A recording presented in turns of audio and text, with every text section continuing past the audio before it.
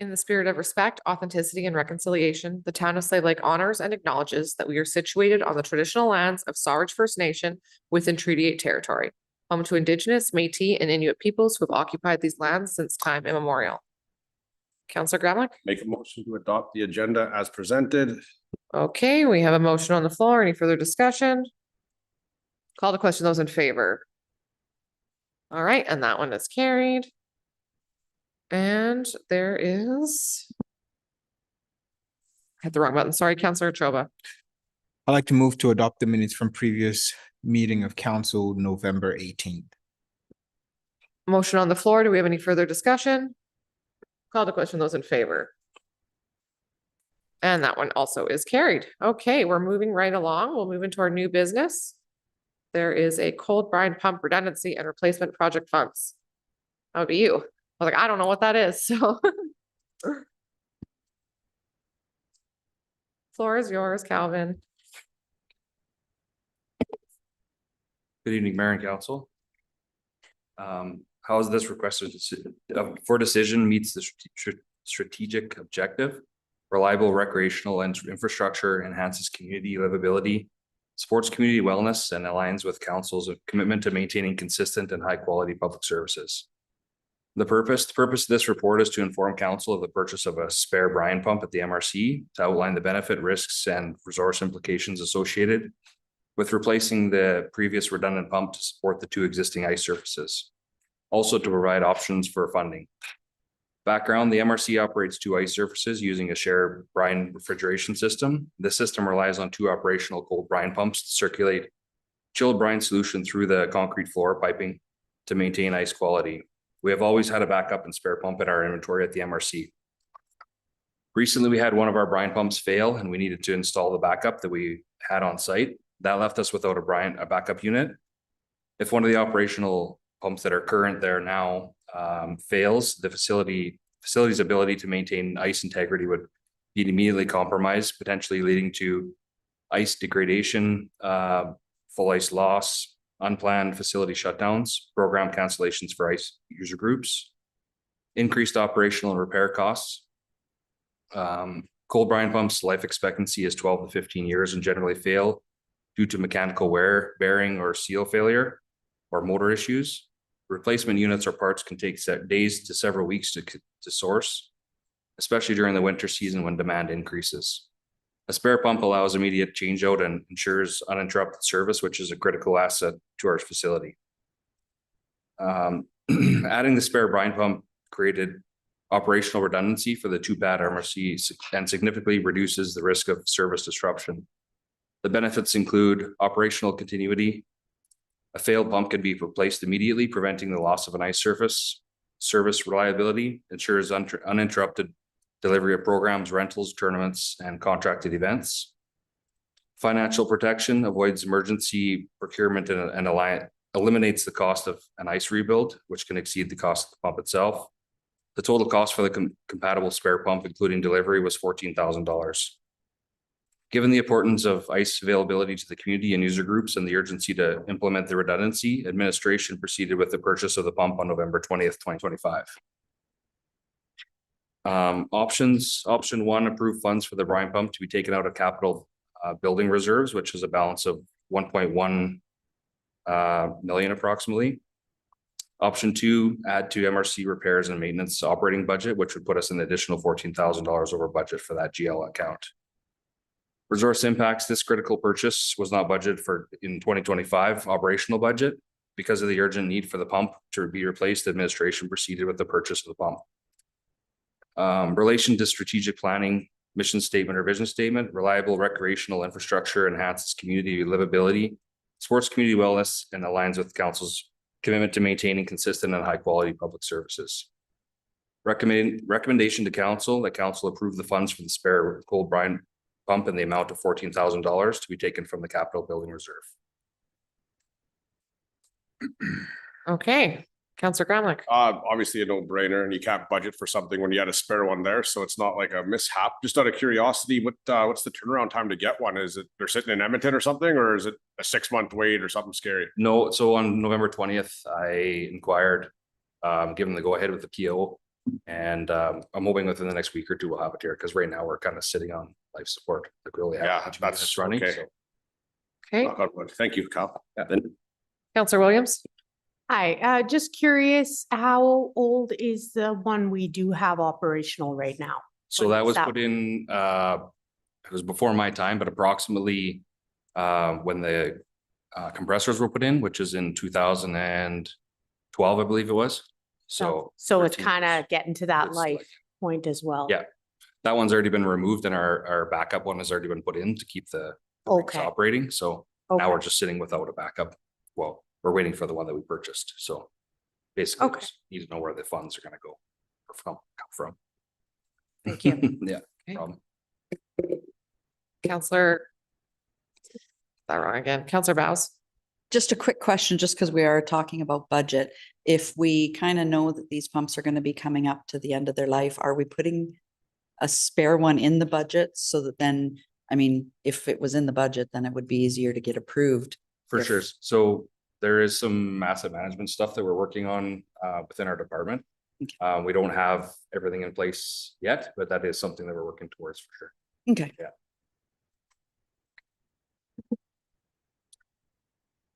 Counselor Gramlich? I will make a motion that council approve the funds for the spare cold brine pump, the amount of $14,000 to be taken from capital building reserve.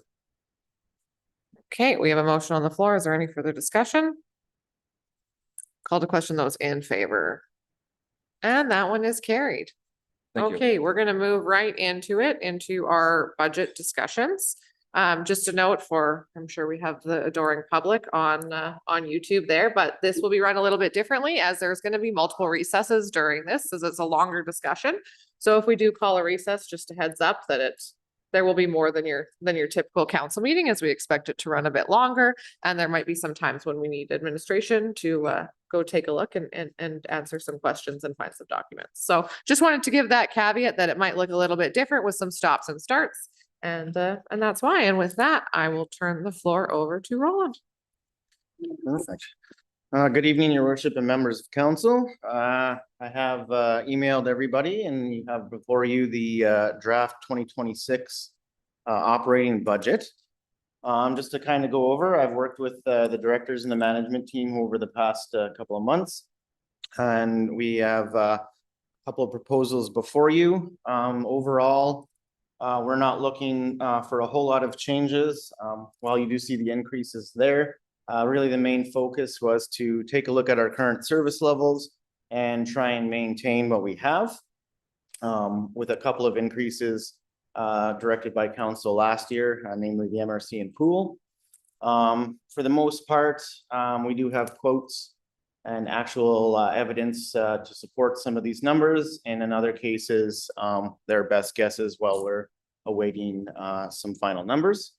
So between now and the time that it's ends, there may be additional changes, as well as this is a brand new council and we haven't had a strategic planning session.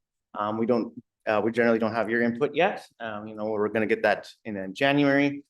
So this just allows you to kind of see exactly where administration is sitting and see kind of what we're facing in 2026. And then we can kind of come together and, form a direction for administration to kind of come back and pick council's priorities for the most part there. So the process here, so it's new for administration, new for council here. Over the next little while here, we're going to bring in directors, hopefully do some discovery on your part, especially for the new councils that may not know what all the departments do. So our goal here is kind of just information sharing, getting you up to speed on what each director is doing, what they do in their department, kind of their future plans in 2026, what they'd like to do, some of the challenges they're facing. So over the next couple of meetings, hopefully we get you informed there. And yeah, if you have any questions, we'll take that and kind of research them if we need to and bring you back some answers. So overall for tonight here, the goal is kind of just to start with administration, go over the services that we have there, and kind of go from there. So a couple of things. about the document. So I know you've had a couple of days to read it, not a whole lot. The general layout here is we'll have some 4-year charts in there. Those are just in there for information purposes. While we are only doing a 1-year budget this year as a brand new council, the hopeful goal here is next year to start doing a 3-year budget and just getting you used to the layout and the information kind of in that broader perspective. Additionally here, we've laid out some of the FTEs, and just for clarity, so on an FTE, what that technically means, you can have an actual person, which is one person, or it could be a group of hours. So if 10,000 hours can be broken up into, depending if it's 2080 or 1950, that might be 5.4 FTEs. So how do you have a 0.4 of a person? That's kind of how you get there. It's just the number of hours that we've budgeted in the department. And usually those are casual people, or, we might have 2 people, 3 people, 4 people, but that represents a number of FTEs depending on the amount of hours, just for your information. Other than that, I guess we can start to jump right into it.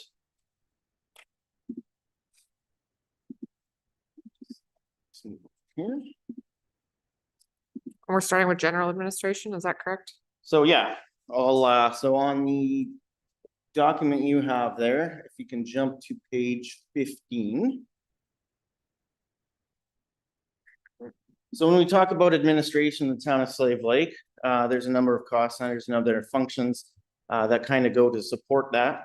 So under administration, we have general administration, which is our communications coordinator, our executive assistant, and then kind of the common pool for town office or town-wide functions.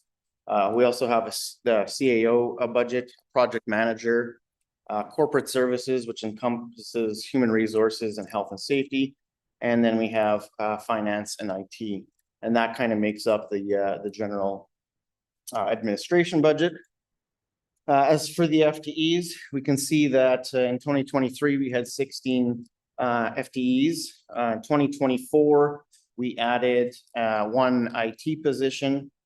And in 2025, we had an interim position. And we are back down to 16 FTEs in 2026. Oh, sorry, in 2024, we also added a director of corporate services. So over the 4-year period here, we're back to 2023 levels for the FTE complement for administration.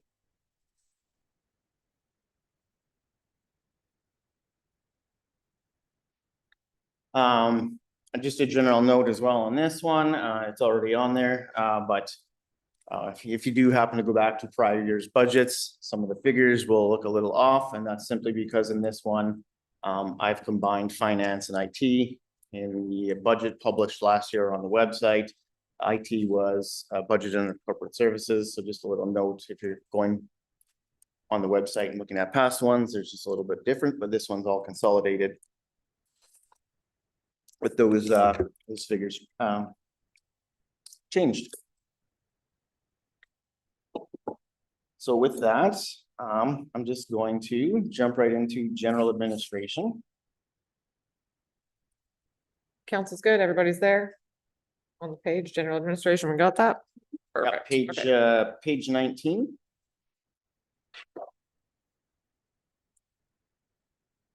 So general administration, like I said before, is kind of the common office pool. Takes care of most of the expenses within the town office. We've had a couple of slight changes here. So we've added some additional revenue, so fees for service on our charge station. That is the MRC charging station. So typically we weren't budgeting for that before. So now we've had a year of good kind of good numbers to see where that's kind of heading. So we've included that in there. Our advertising revenue, there's been some slight adjustments, but we've brought that back into kind of where we're sitting at right now. For advertising, this really just encompasses our digital sign advertising. It doesn't have anything to do with the MRC or any other stuff. And then for a revenue decrease, we had a provincial grant for our intern, and that ran till 2025, and that's over. And that's the change from there.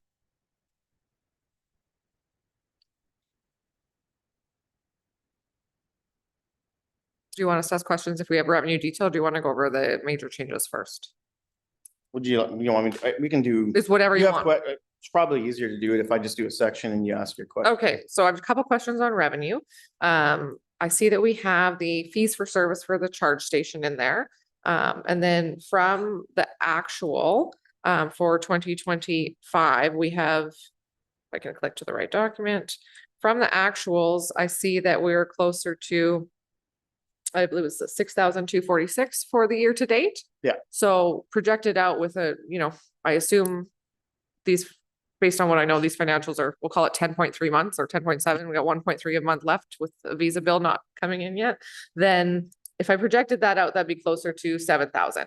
So we're already over the 6,000. Do we want to move it to what it would actually be? My projections are. Not really, because so while that we have the 6,200, our usage where we make our money is in the summertime. Okay, So you, like basically on the charging station, what we've typically seen here is like January, February, March. There's a little bit of a decrease. People don't really want to chance what I'm assuming, they don't want to chance the icy roads, come and charge up. We've seen less traffic there and more volume within the summertime. So we just think this is a realistic kind of number. Unless, we get an increase of electric vehicles in town or more. no, that's fair. I was just Yeah. curious on the projection for the rest of the months of the year. So my next question then would be for advertising revenue, same thing. If our year to date is 20,180.19, well, our year to date is not that, but a projection, I have a 20,180.19. Correct. So do we want to? Do we So not on this expect? one, I've been told all of the billing is kind of done for this center here. So in this, So I've taken in the is it kind of monthly? the average and the trends of what we've gone for. We could definitely move it up and a little bit more. well, But yeah, I'm just, because the whole goal of the budget season last time too was to get as close to the actuals as possible. So that's why it incurs on both revenue. Same thing if we've overspent in a category or under, that's just trying to get as close to what it is Yeah. to cost to run the town. and so, yeah, we So- do have 18 grand. We had a little good year. Hopefully we have exactly the same year. Now, is Had this, not so good years in the prior. is this billed, how is this one billed? Is this billed? Is this like a monthly billing or is this your, Alex? So some of them are billed quarterly, some are billed monthly, very few, and then some are billed annually. So are most annual? So I'd say between annually and quarterly. Okay, the reason why I was asking that is because if it's a sign rental for the year and everything goes out in January, I wouldn't expect anything to come in November and December. So that's where my projection here, I figured around 20, but that's why I'm asking if it's monthly billing with some quarterly billing. I think it should probably move up a bit, but that answers my question there. Anything else on the revenue end before rolling this on? We'll add to make a small adjustment. Yeah, we can look at adjustments later, but just was just curious on why we chose what we chose. And then just for note, that other income, we have 50 grand, so that's gonna run till 2027. That's a donation that we received. There's really no budget impact. Basically, we recognize it here in revenue and then we put it back into reserve on a reserve transfer.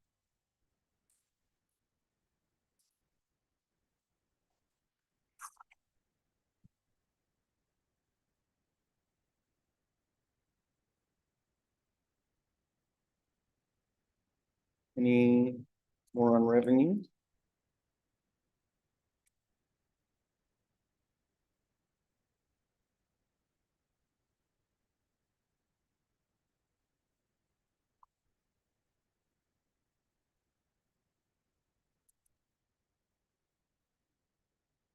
Yep, this one's done. We can continue with whenever you're Good. ready for, whenever Okay. you're ready for expenses.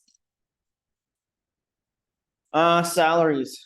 So we did get rid of, or the interim position, was eliminated in 2025 when the grant ran out. So you don't see much of a change here. So what we had done, and you'll see this further along, we had our communications coordinator, was previously managed by the corporate services director. Since that cost center just got shut down, we reallocated the communications coordinator here. So there is a reduction of an FTE.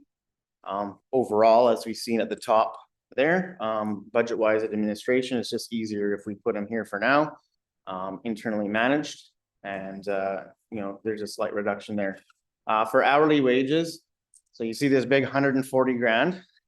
So we're not looking for, position there, just for ease of use on how we do, salaries and wages. It just takes me quite a while if I was to plunk in this individual number into every single department. So I basically went and figured out, what administration would like for an amount for wage grid adjustments instead of applying it to the actual positions right now. We're just asking for 140 grand. And so that is specifically to target some certain areas where we feel that the market rate versus what we're paying is off, and a little bit of adjustment for all of our staff to kind of keep up at the organization of the whole for a whole. So the total ask was for $140,000. You will see a couple of line items where benefits have changed. So overall, I don't expect our benefits going forward to have the increases that we've seen in the past.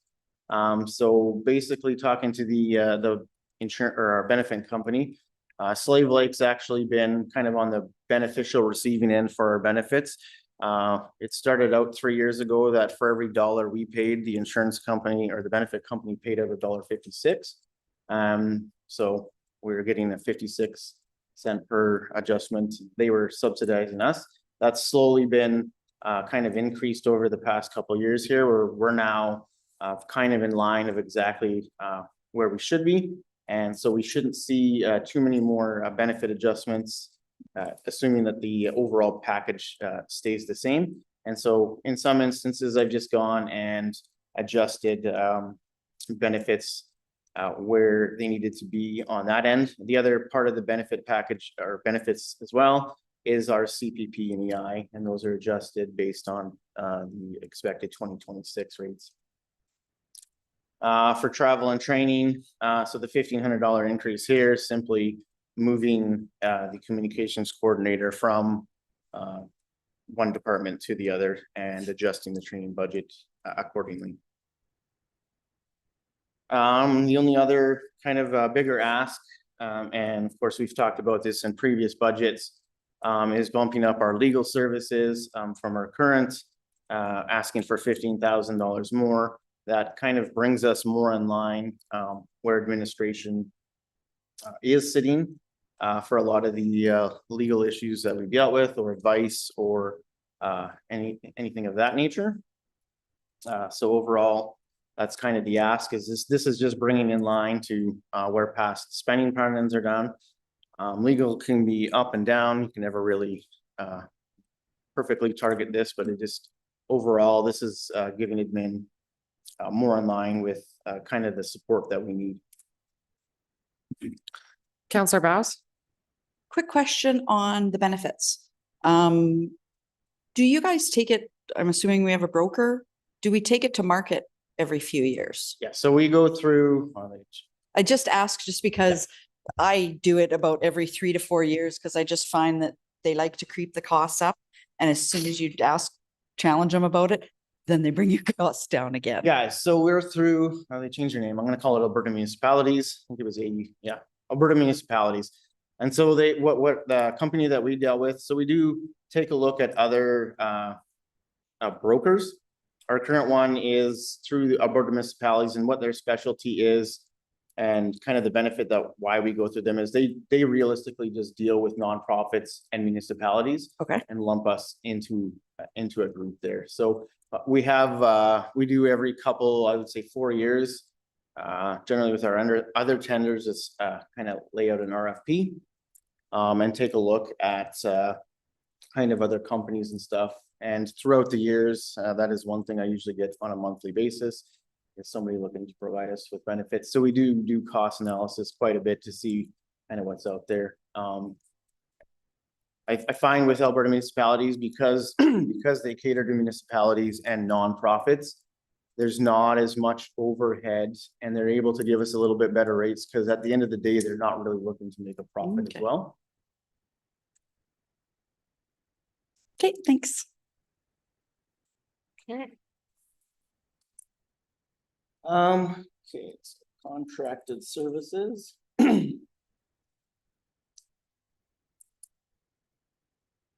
Yeah, so looking for just a little bit extra money for contracted services. So this year we took care of quite a few of our old records that were past when we should be shredding them and keeping up with our records management. And so we're just looking for one more big haul in 2026, and that should bring us to exactly where we need to be. So we, these are boxes from 2000, well, be 11, 12, 13, 14, 15, 16, just to bring us up to what our policy says we should. And moving forward, we shouldn't have as many paper records as most of the town and all our stuff. We're in the digital format here. So this just really frees up a lot of space and kind of management of these paper files that sit in the back room there.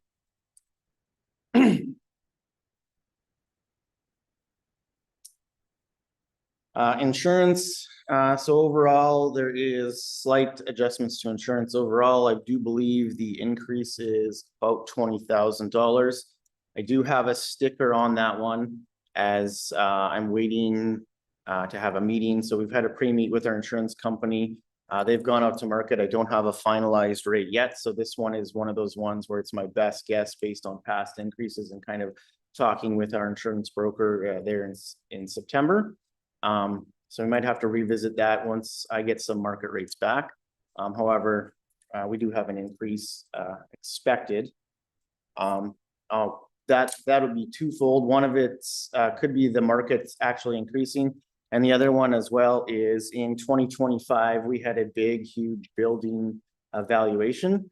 So the insurance company does that, I want to say every 5 years. So they came and looked at every single facility, actually quite in depth. It was a little bit more in depth than I thought. And just to update their records. And so the expectation from that is we will have updated building valuations that are more than that, which will cause a further increase in our premiums. Elections, I don't think that needs an explanation. That goes in. We have that cycled in every 4 years. I think overall we did fairly well this year. And then the last increase is for office supplies, $3,000. So we're looking to purchase a couple of, I guess, small extra pieces around the office. So some of this is some chairs and some other items required. And overall, that's kind of all that the general administration pocket pool had in the budget. Okay, I've got some questions, but is there anything else from council before I have a list, so. Before I launch in, okay, I'll launch in, or do you have one? Okay, I'll launch and then there's people with questions. So my first one is under administration, there's travel and training. If I'm looking at our actuals for travel and training, I see that we have our actual year to date. So we're over on this one. So my question is are we wanting to, if I'm on the right one? Yes, I am on the right one. What are we wanting to do with that? So travel and training was over. So are we, but we're over at 7,048 and we have 1.3 months left to go and we're budgeting 5,000. If the actual spend is 7,000, are we predicting that? Yeah, and that was mostly for our intern. That was mostly for our intern? Okay, Yes. so now that the intern position has been Yeah. removed, we're seeing Should it. be fine. Should we be moving back to the 3,500 expected spend or are we looking at? The reason that's 5,000 is because I now have 2 spots. Like, so when we moved comms, Okay, so along with him, I brought over. so we put the 15. travel and training budget from comms into here. Yeah. Okay, that clears that one up for me. The next question I have is, they kind of go together along with the legal services. So I agree in the past, we had legal services under budgeted quite a bit. And maybe my math isn't mathing here, but I see that we have public relations, year-to-date spend of 0, professional services, year-to-date spend of 0. Now, public and professional services since 2023, both have historically been underspent from the budget figures I was able to pull. So then our legal services, if we budget out based on what we've been spending, we would be spending about 14, which is which is over the 10 that we budgeted previously. So my question is, do we move this professional services that appears to be regularly unused around? Like, I feel like the 15 ask potentially maybe too high. Why do we need 25 when our year-to-date spend is looking closer to 14? And we have a You full have to know, our year-to-date spend on legal, we have 12. It's probably gonna come closer to 2021. There's a couple of, There's a couple legal, so what's your projected spend? I'm gonna say around the 20,000. Around 20,000? Yeah. Okay, and so what is in professional services? So professional services is historically there, and I keep it there, and especially in administration. So, I mean, you can look at the two line items as one line item.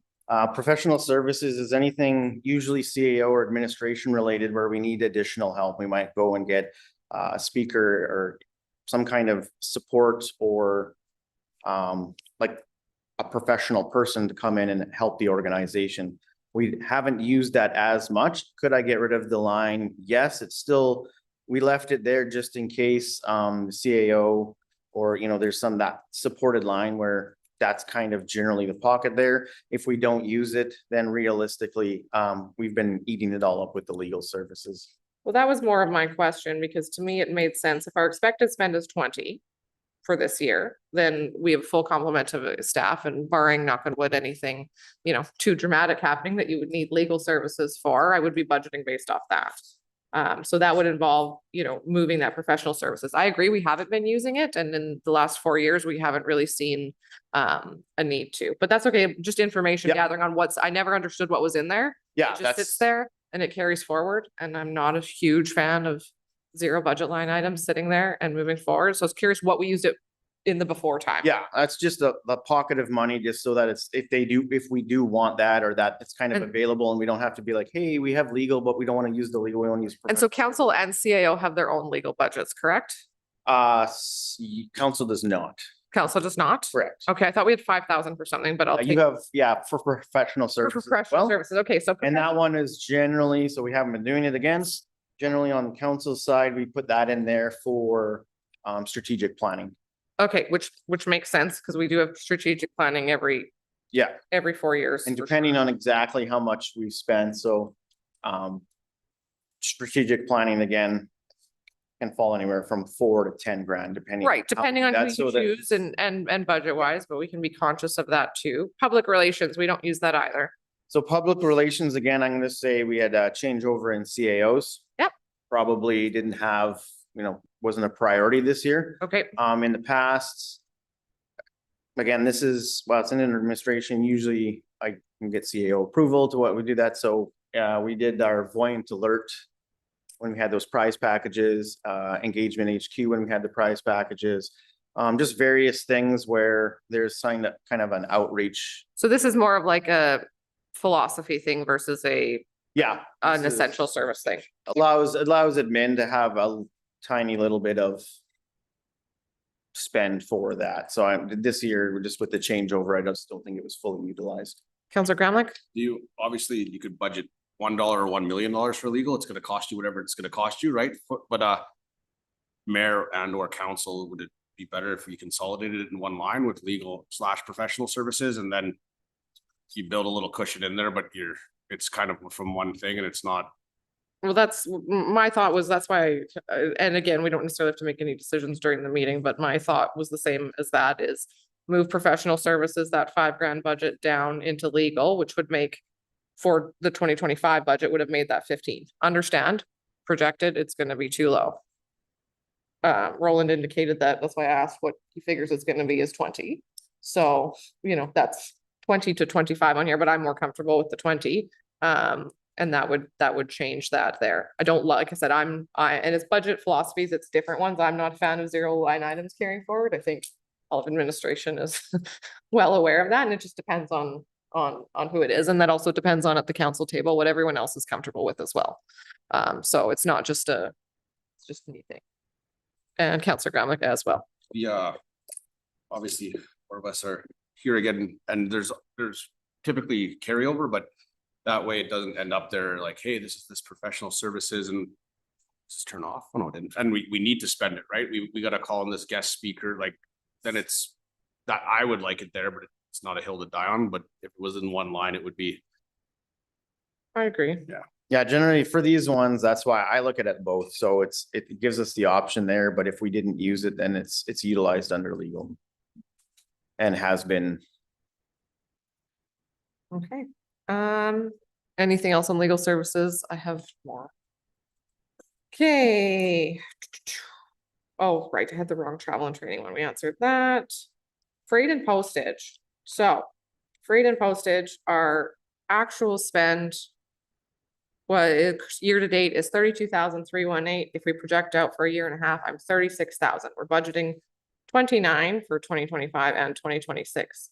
Should we not be budgeting 37,000? And also, why did we, and I shouldn't, we as the collective, we miss that number? Like, what did we do that's $8,000 higher and So this Freight one and postage. was, so freight and postage, so we have two, so we have the actual mailers, so the actual stamp postage and fees that you get out. And then the other one that's kind of captured in here is under our software, we do have to pay for the emails when we email our bills out. So it's not free.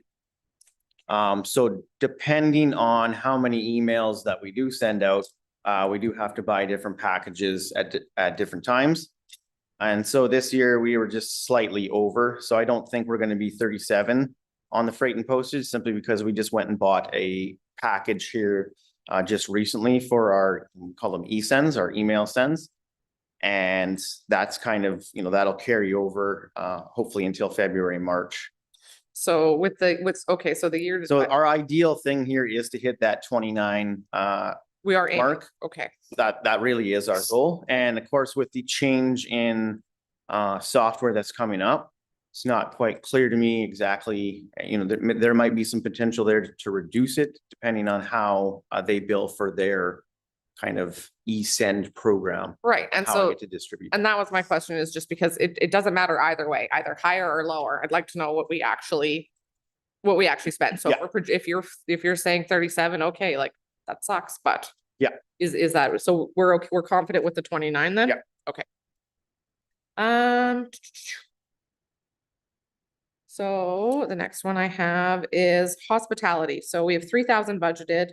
Our 2024 actuals were close to that 3,000. Right now we're at $1,500. Are we or not? We're not at 1,500. That's what my projected is. I keep saying that wrong.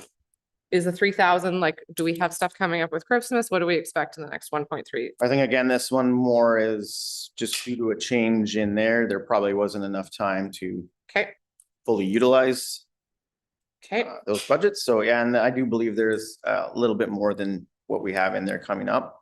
Just with some visas coming in and some Christmas stuff still kind of coming around. okay. Equipment rental. So.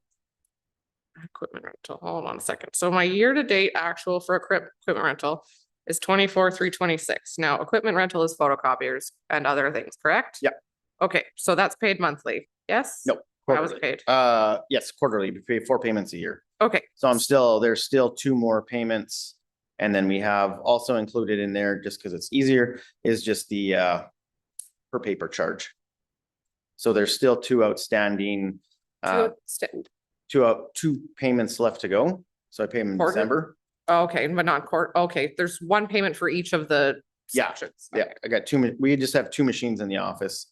Okay, So there's 2 payments left on that and then whatever else we use in actual photocopier papers. okay, so that one, and that one, so that 32,940 is what the contract is? Yeah. Okay. Next up, promotional items. I have no year-to-date spend, and it was a new Which one? promotional item? Yeah, so you don't have one on there because it's sitting somewhere else. Because the GL code wasn't activated, so we've gone and kind of fixed that. There's $800 a year to date spent on that we're gonna reallocate from the materials line. And we are also just kind of sourcing out the rest of the promo items here. And we'll have, So what's our expected spend on promo? that's where we're just kind of inventorying it right now and we're going to purchase the remaining part here the next 2 weeks. Okay. Alex? So that's the cabinet that when we have a doctor come into town, we fill a gift bag. So we're just restocking that right now. Okay. So it'll be around that. That's what I ask. Are we expecting 4,000? The idea is to reach the budget. Okay, I was just curious what the budget was on that. Okay, and then so materials, same thing. I've got materials we were over. Now over our budget of 10. So is the budget of 10 reasonable or It's still reasonable on that one. There's a couple of items on there that just need to be reimbursed and that'll be taken care of at year end. So we have a couple of we did the bulk order and social club ordered a couple of things. So social clubs, I take care of that at the end of the year. That'll be close to right around 10 grand. okay, so we have reimbursements coming in, so Yeah. that's where we're projecting the 10. Okay, and then, so then my question came to office supplies. So we are coming in right at the, if projected, like if we're matching month to month, we're coming right in at 14. So 3,000 is chairs and what else are we looking at? Just other incidental items that we kind of are looking for to upgrade around the office. Okay, that is my, I will stop talking for a while. Is there anything further from council on this expense section? Okay, then continue. All right, so we're good with general administration. We've got I think that that's all the kinda happy. questions. Yeah, I think that's all the questions for now. I think our plan is like we talked about, we're gonna do these budget meetings because this is new for everyone. We're gonna do where everybody presents. This is the fact finding portion. And then council's obviously gonna have questions, which we can send out. And then in January, I think our goal, and Alex might correct me if I'm wrong, would be to get all of council and get all the senior leadership to get team together, same thing, have a public meeting and go through where we are at and kind of do the summary for that and then do capital. Is that right? Yeah, because then all the departments, I think we've been remiss in budgeting by having each kind of department in a silo. And I would love it if council and the senior leadership team all saw everyone else's budget discussions. Because while someone might be asking for $50,000 somewhere for this, someone else may be asking for that. And so you can see the decisions that need to be made. And if we're operating as one team, I think we're going to try it that way. And hopefully it doesn't go horribly, but that will be new for us. So we're going to try it a bit differently. So right now it's fact finding, asking my 1,000 questions. And in the new year, then we'll be able to go through and start nitpicking on some changes. So we'll continue with are we going to which one next?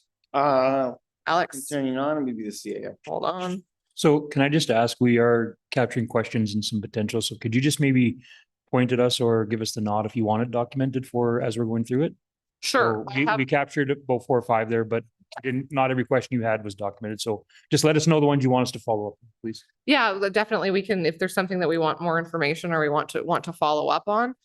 So if you want to go back to that, so then we have questions on potentially looking at public relations, professional services, legal services. Hold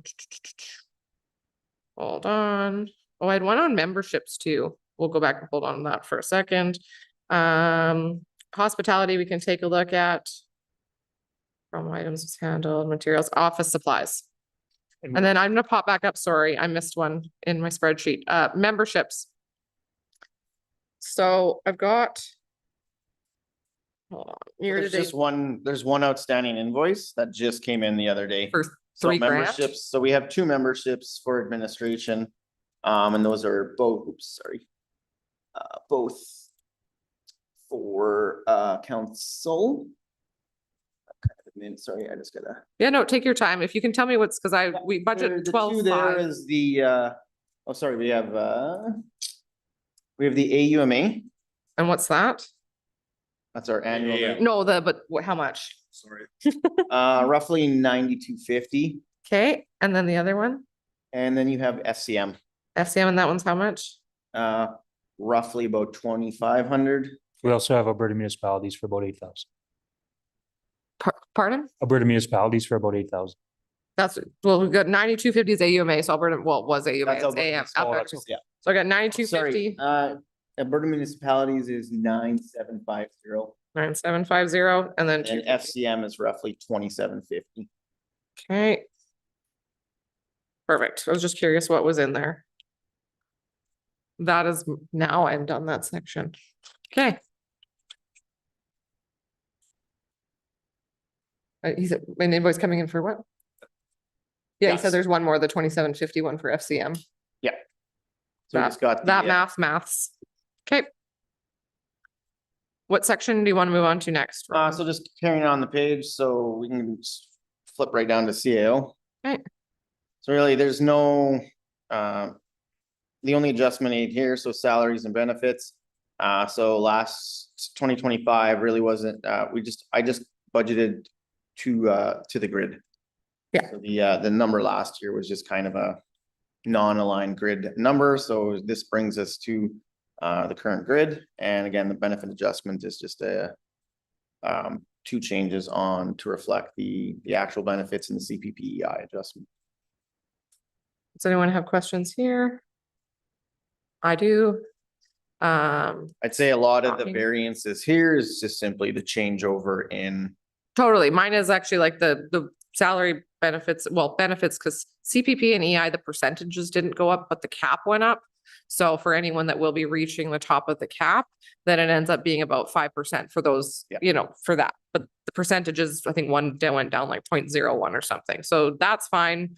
Across the board, Canada's experiencing 10% increase in benefits, which is, my question though is for employee awards. So what is this? And so in 2024, I've got 5,021 as our actual spend. This year, yes, we've had a changeover, but I've got 248. What do we usually use this for? It's years of, no, this one, usually there's Christmas time. there's Christmas time stuff. Generally, that's past CAOs, like I'm not gonna No, that's speak fine. for This that, is- but I'm just generally that's historically employee awards is generally given out in Christmas time. at Christmas So time, and I know we usually do There's Christmas various, items. various CAOs have done different events or awards to employees. So. So it's what- Generally, the most popular one that I see that most CAs carry is like, we call them turkey cards. Or Yeah, the Christmas turkey cards. Yeah. No, I was just curious what was in there Yeah. because it's kind of vague. What I would say on the list for administration is that Alex as CAO, and we are under your leadership now. If you want to take a look at that, what you've got in there and let us know as council what your opinion is on that budget. And, actual spend has varied. Like I said, it varies CAO by CAO. So if you can take a look and you and Ashley can have a conversation about what that should be and then get back to us on that. Any other questions for that?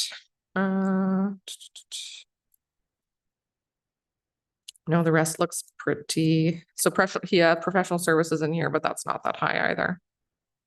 Okay. I see nothing. Okay. Next one's just a quick one, project manager. So. Basically our project manager, while we do budget for him here, he's generally covered through capital. So you see this transfer from reserve.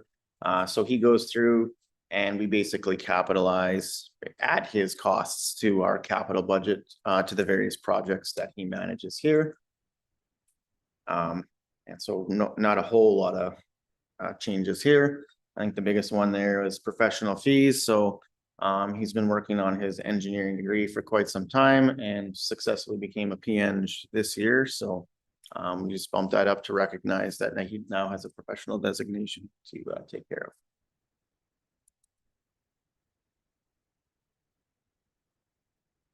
I see nothing on that one. So if you want to continue. All right, carrying on, so we can, do you want me to do mine? Jump in? Or actually, we'll just carry on. So then let's just jump forward here and go to page 35, Information Technology Services.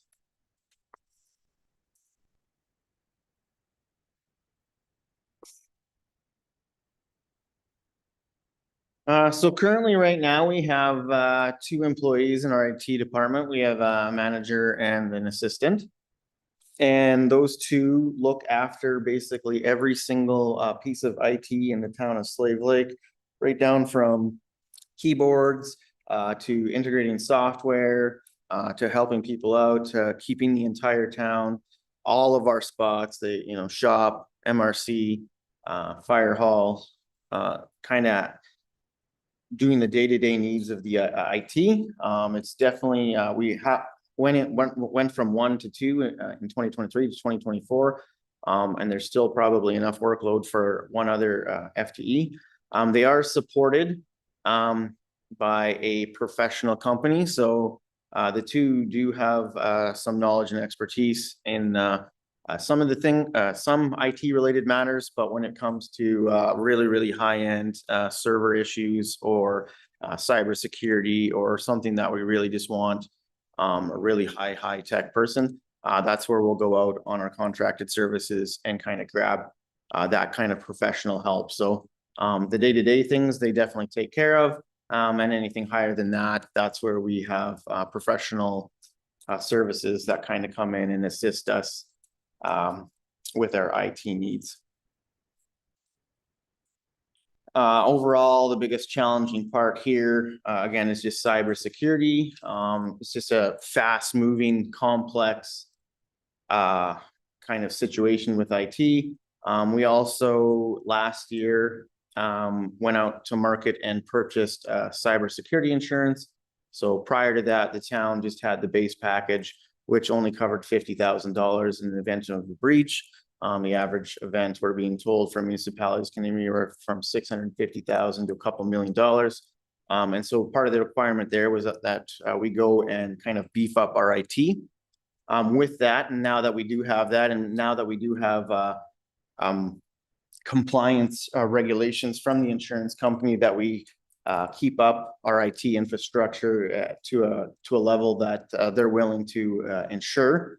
We've gone over the last year here and kind of sat down and looked at all of our inventory, all of our laptops, all of our monitors, kind of everything within the organization, and sat down and kind of came up with a 5-year game plan to keep us up to date, replace our hardware.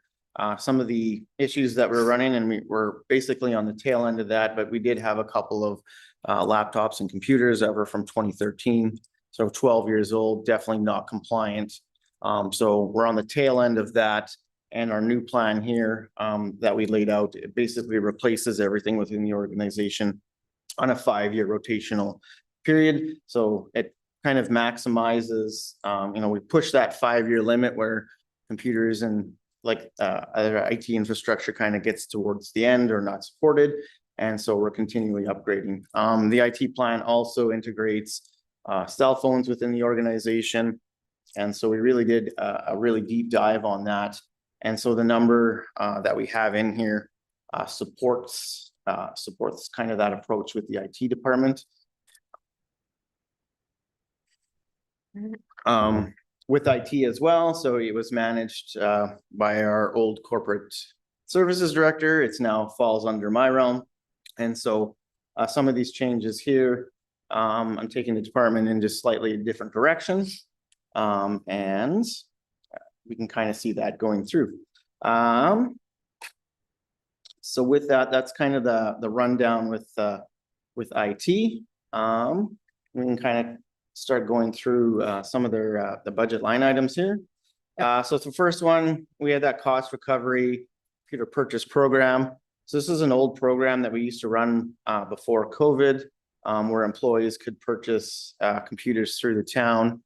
We got rid of it during COVID simply because of supply issues. While there is a little bit of a want there, we just administratively for right now, we're not looking to run that program there. It wasn't in and out, but that's kind of the change there. For overtime there, so I've made an adjustment there. So our guys do some work. You never know exactly how much behind the scenes or off hours you want, but technically we're running into the $8,000 mark there. And I'll make a quick note there that, so last year, overtime for IT, the budget that had came to us had 15,000 budgeted for IT. And so it has fluctuated. 2021 was, if I have this right, 2021 was 3,324, then we went to 5,524, 1,933, and 2024 was 1,908. So now in 2025, we've gone from 1,908 to 6,655 because of all the changes that are happening. So my only comment there was, it was a good thing for budgeting in that we took the 2025 budget, we cut it a bunch to figure out where it was. So this is one that actually does need to be increased, but not to the 15,000 that it Yep. was. So this is one of the instances where like the mechanism is working, but we may need to move the target as things change. So benefits, again, same story there. Travel and training, so I did decrease that. I have a different game plan. Our year-to-date spends might be a little bit lower than what we have there. That's simply just because I've taken over. We're kind of looking at exactly the skill levels and the kind of the training they want. They were under a different plan. I just wanted to put a pause and come up with a different game plan in 2025. So the two numbers here do give each person about $3,000 worth of training. I think is more beneficial towards the organization to help them grow with the needs that they need to, not necessarily develop programmers at the China Slave Lake. Other than that, the next big one we have here is software licensing. So this is where the big increase that you see there. And so what I've done here is this is in recognition of the new software that we have, which should be up and running in 2026. And there's also a little bit of extra for the ad hoc software that we have. So part of these licensing fees are, I have a Questica budgeting system. That's slightly changing there, and there's some integration pieces and additional user fees on that. And the other piece of the software licensing, just unfortunately, due to the timing of when we hope to get the new software up, it's past our March deadline. And so we basically have to pay for the current financial software in March. So there's a little bit of an extra increase in this year. There should be a decrease in 2027 of about 25 grand. Overall, we've also, the actual increase is a little bit higher. However, we've gotten rid of a couple pieces of software. I've sat down with most of the directors there and we've looked at, hey, do we need this? Does this make sense? And so we've reduced about 30 grand in this budget of software that we had before, but we didn't fully utilize. The other one that we're looking at, which we kind of had an internal discussion that we would like to get rid of, is the Engagement HQ. Not really sure that the community is really fully utilizing that piece of software. However, that one was purchased on a 2-year contract. So the earliest that we could exit out of that is in 2027. Again, that's something that internally, I just don't see the return on the value that we put into the Engagement HQ. Of course, if council feels differently, admin can definitely go back and take a look and see if we can bump those numbers up. I just internally don't see a lot of people in the community utilizing that particular platform. I think Voyant was definitely more popular with everybody and definitely a better bang for our buck. So supplies again and computer equipment. So 2024, we had the 50 grand. In 2025, we reduced it there. Again, that was trying to offset what was supposed to be some of the additional licensing costs for our new financial program. Unfortunately, did not get finished in 2025. We've asked that the computer equipment budget be brought back to the other level so that we can carry on and we don't fall behind in replacing the infrastructure that we do have. Supplies. So what that really is on the computer equipment, we buy all of our hardware. On the supply side, that is cables, phone protectors, kind of those things that go along with all your computer purchases and kind of phone equipment. Other than that, office supplies, we kind of just readjusted. It's kind of where IT kind of needs to be. So that really is the bulk of the changes within IT. Okay, we'll stop there for a second. questions from council before I ask mine?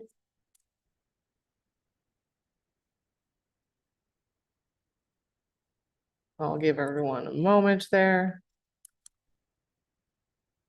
Okay, I'm gonna launch into mine then, and then if someone has something or needs to jump in, go for it.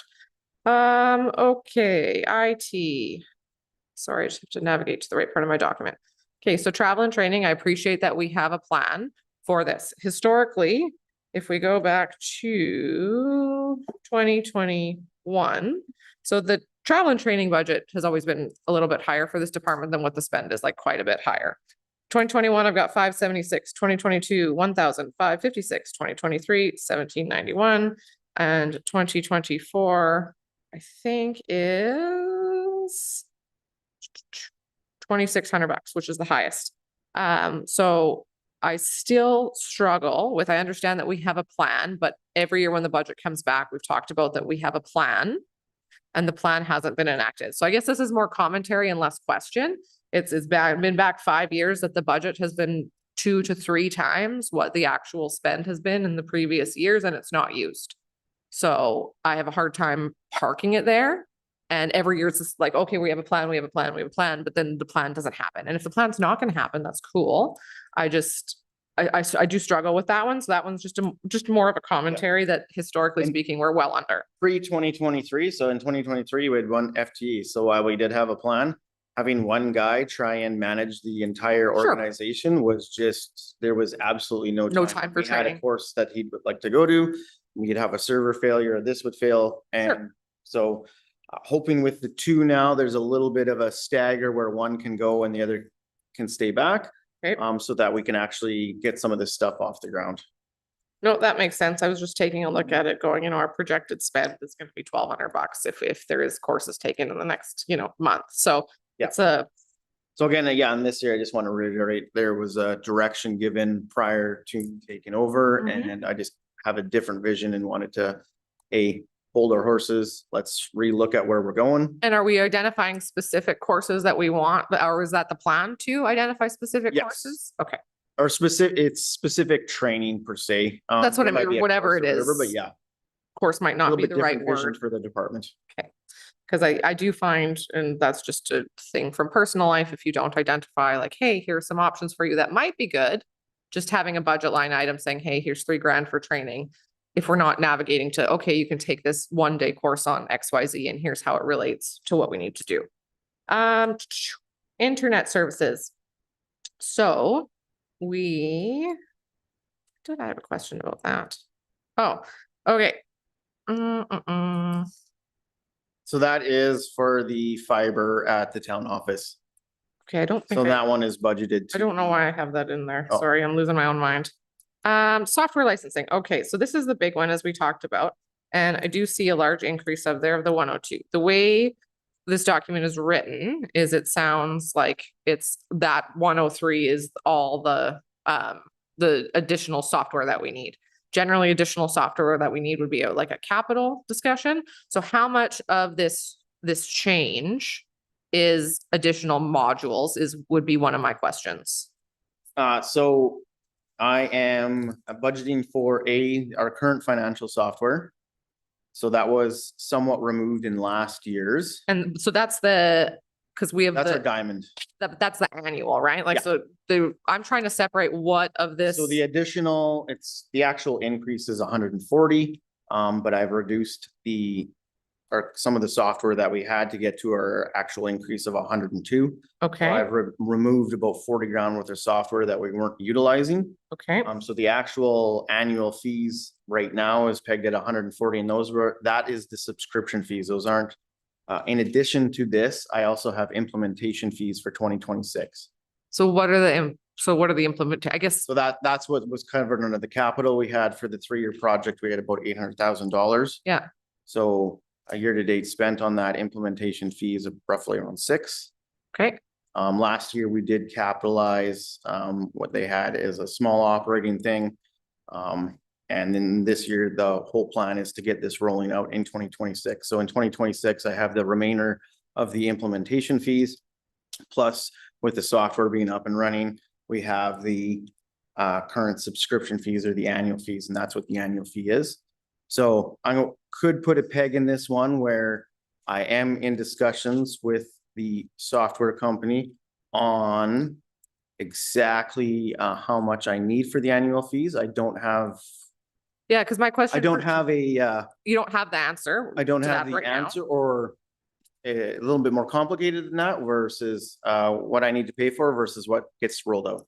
6. So what I would be looking for out of the 317,430, which is the software licensing total, Okay, and then that's all that's in there. So we is do have, annual fees. yeah, for that. And so we have many other pieces of software that we're utilizing. So our annual fees from the new software is It's gonna, generally the increase that we're is looking. gonna be 103,000. So that, and that's every year. There's nothing on, so what drops off in 2027, 2027, we can get rid of diamonds. which is how much That would roughly? be 30 grand. Okay, And then the other one, again, up for discussion, is the engagement HQ, which is roughly 11 grand. so out of the 317,430, moving forward, assuming today the software was fully operational and we got rid of engagement HQ and the redundant software, I know we have to carry over Diamond for a 40 period. grand. So we'd be at the 270-ish, 267. Yeah, right around there. And that's the annual cost for all our software moving forward. Yeah. And so of course, we're gonna have slight increases in that, right? Because we do have our Office 365, all of our firewalls, all of our kind of cyber protection software, which the perfect world, if it just stayed the same, that would be great. However, we're basically on subscription services that we do see them rise, so. Next one up is supplies. So I think that's my last one for this category. So hold on a second. Okay, so we did ask, I understand that there is the plan below for updated, putting plans, devices on the 5-year. And that supplies are not the devices, they're the cords and cables. So our year-to-date spend on that. Is 7 grand, and so I already actually have, we have 4,800 already just purchased. So we purchased 4,800. Yeah. And do we carry a bunch of inventory on this? Generally, while supplies last,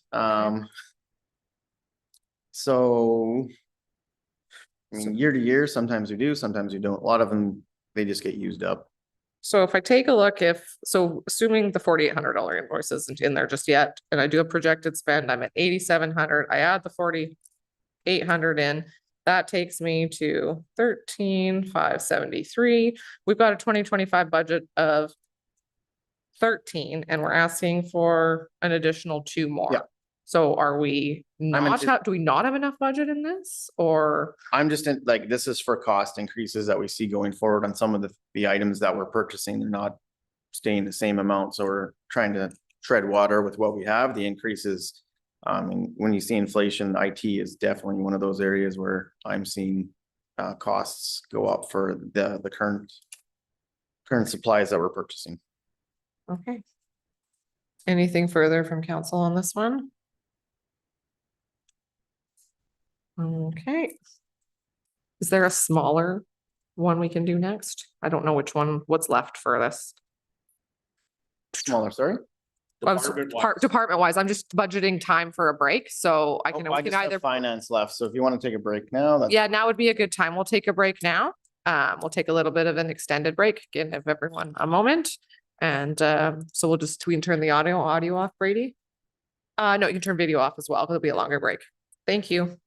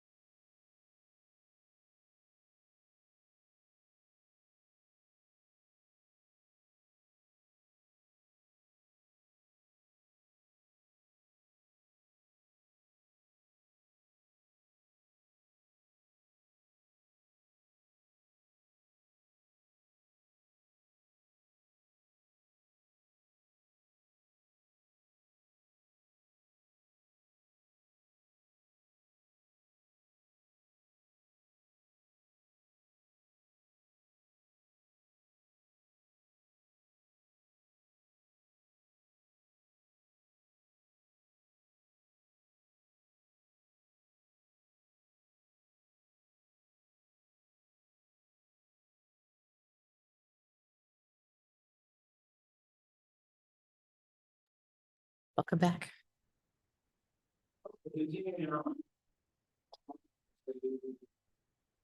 Financial.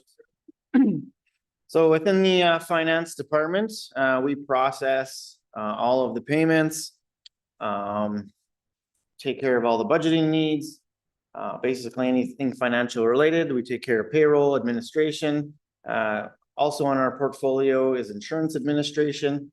We also manage the business licenses, utility billing services, and then customer service here at the town office is also under finance as well. There's a wide variety of services that we do.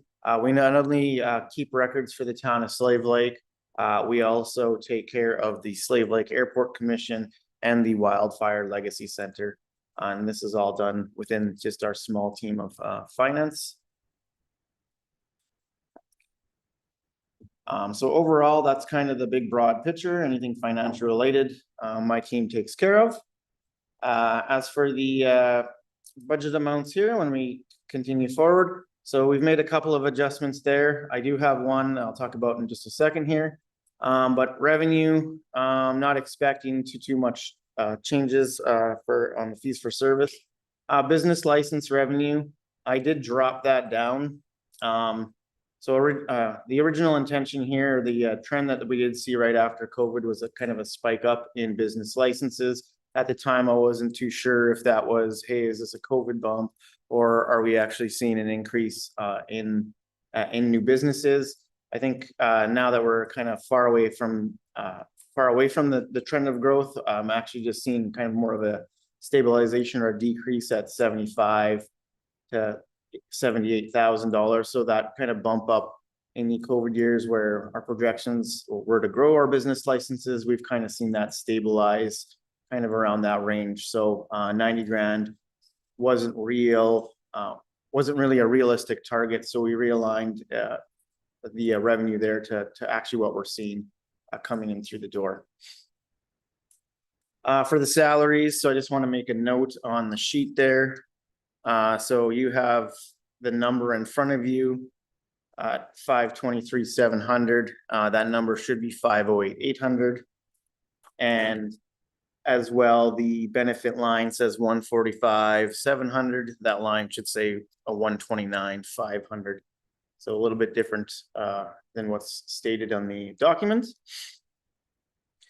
For employee events, so employee events covers 2 events per year. So one is being the Christmas party, and then the other one is our golfing event where the township's in a little bit, but the social club generally handles most of that. Travel and training, looking for an additional $1,000 to cover our training. And so within finance, we do have a fairly robust training regiment for the staff. So our goal in the department is we've been focusing a lot on cross-training people, considering that we only have one person per role. So one person for payroll, one person for taxes, one person for utilities. They do get sick. They do go away on vacation, and the department likes to have backup and other people being able to step in while those positions are vacant. And I think it's been pretty successful so far. So our training regiment really focuses around Canadian Payroll Association courses. Which actually came in very handy this year. We usually send 2 people to that. We have the Alberta Municipal Tax Professionals Conference. So that was something new that we added last year or 2 years ago. That's also kind of a new thing in the province where tax clerks or tax professionals across the province kind of created their own little conference. And so we send 2 people there so that they can get updated on any of the changes that are coming down the pipe, MGA, or just kind of update on how to handle tax sales or taxation issues. I also go to the GFOA conference. And so that's for all the finance officers. It's a great learning opportunity and also a great outreach program. And then we do have some additional courses from the University of Alberta that are centered around kind of the financial aspect of municipalities. that the staff attend as well to be able to keep our competency levels up. And so with all that, there's some of the course fees have gone up, so we're not looking to add anymore, but really just looking to sustain what we have. And with the conference fees coming in for 2026, we just required an extra $1,000. Auditing services, so I'm bumping this up.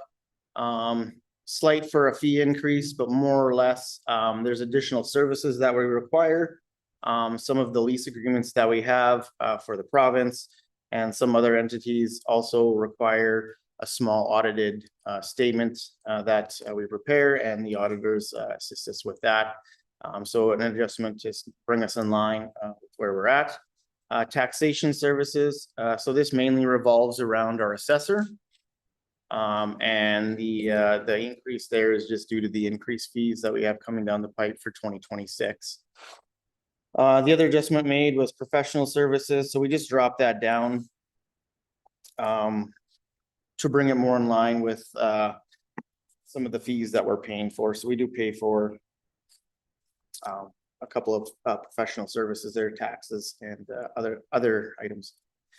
And realistically, that is kind of all of the changes that the financial department really requires. We're keeping services the same.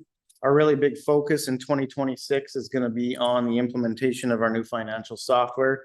It's really going to be an all hands approach. It's really going to be a trying year for the finance department.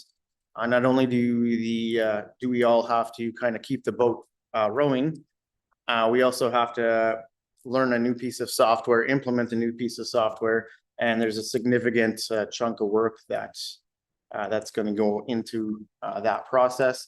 Not only with that software, there's also ad hoc software that we kind of use that are everyone's going to have to be trained on. And really the focus for us is just improvement, software. That's really going to be our the main duties for finance in 2026.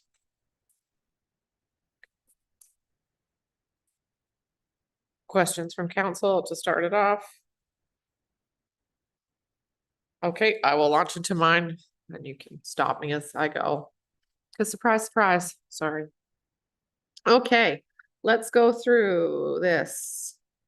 So over time, I just wanted to check. So right now, our 2025 actuals is 6505. I just projected based on the full year, and I'm at 7295. Do we need 9 grand? Ideally, I like to keep it. I did prior to this in 2022, I had 14. I lobbed it down to 9. I really don't want to kind of lob it from here. I think this is an optimistic thing simply for the fact that we are going to be rolling out software in 2026. So I think this is a very aggressive target. We can look at it further. I think with the in-house kind of training that we're doing, we've being able to bring it down to the current target's kind of a big accomplishment for the girls at the front to get. Oh, and that's what I was asking is what's the 9? Cause I'm just taking a look at what we spend or projected to spend. So. Yeah. Okay, so we're confident in that. Travel and training, that was up a bit. Okay, so contracted services, there I'm at. So contracted services, we have 15,000 budgeted for 2025 hold on a second, flip the page.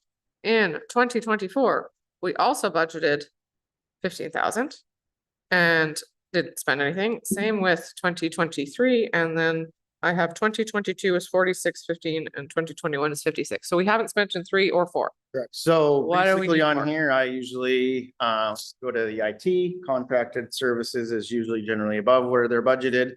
So trying to keep everything in balance. I forgo actually hiring anybody, and we've covered it off with the IT budget. So I would ideally love to have some additional services there, but generally year after year, IT's kind of dipping into that pot. And for the most part, what our contracted services for is in financial services is additional help with mostly software. So I don't really contract too much out.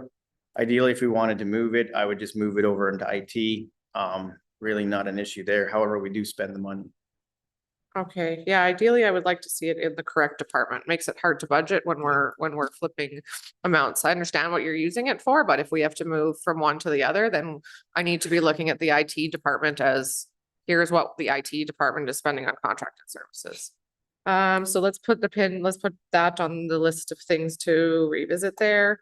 Where am I at? Bank charges. So we budget 10. We budgeted 10 all along. Looks like our actual spend is quite a bit higher. And it's quite a bit higher than budgeted. What are we paying this on?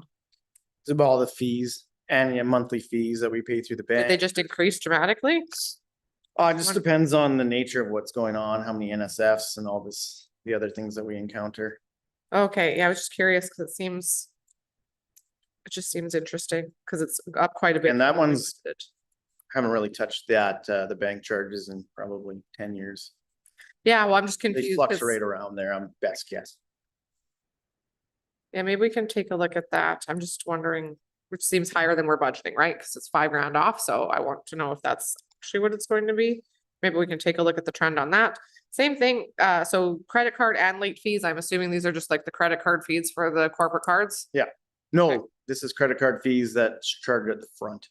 that are charged at the front. Yeah. Okay. So again, this one's a little harder just because how the billing comes in. Okay, So again, this one, best guess, I don't know if we get a lot of people using the credit cards, great, it's gonna hit that mark. If we don't, okay, and then bad debt for 1,000, hasn't been used in 4 years. Can we just get rid of it? we could. Okay. And we can put that on administration. Anyone else for anything in the expense section in finance at the moment? And this doesn't mean that we can't ask questions later, but this is just the move along. I think that's it for there, Roland. Sure. Are we? Okay.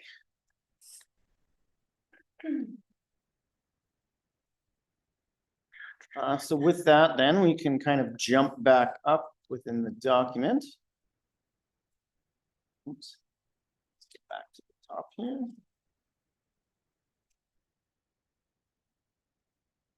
So if we want to go to. Let's quickly. Are we going to HR next? Yeah, I mean, I can talk about corporate services. Really, if we just want to page 27. Okay. Just a quick thing though, you just see all the decreases there. So corporate services, in the past, we had a director of corporate services and the communications coordinator. That was their budget. We don't have the corporate services director anymore. For budgeting purposes, we just closed this cost center right down. Some of these expenses or salaries have been moved to other departments, and then memberships, contract or office supplies, that's all kind of gone back into the budget to other departments. Okay. With that, we'll just move on to human resources. Me to start? Yep. Okay. So just kind of- All right, so the human resources team, we handle, first off, there's been a decrease in the last 4 years. There was 4 FTE at one point and then down to 2. Note that there is 1 FTE that works 50% for human resources and 50% for administration. So I guess 1.5, but budgeted out of ours. HR covers recruitment and staffing. So that's the full cycle of recruitment from posting to recruiting and hiring and onboarding. Employee relations, so that includes any employee concerns, conflict resolution, coaching managers and supervisors on any kind of employee related issues, disciplinary actions, investigations, terminations, any of those kind of things. Performance management, that includes performance management for all of our staff, starting from probationary reviews to yearly annual reviews and working closely with payroll to process pay increases and when that comes up. Training and development, so we manage all employee training and development between professional development and also health and safety development as well. Compensation, we manage working along with payroll to manage the benefit changes, any short-term and long-term stability, and process any probations that are successful or unsuccessful. And then also developing any organizational updates such as job descriptions and organization charts, and develop HR policies that include anything to do with employment related policies and making sure everything is adhering to the legal standards and staying compliant with anything employment related and health and safety related as well.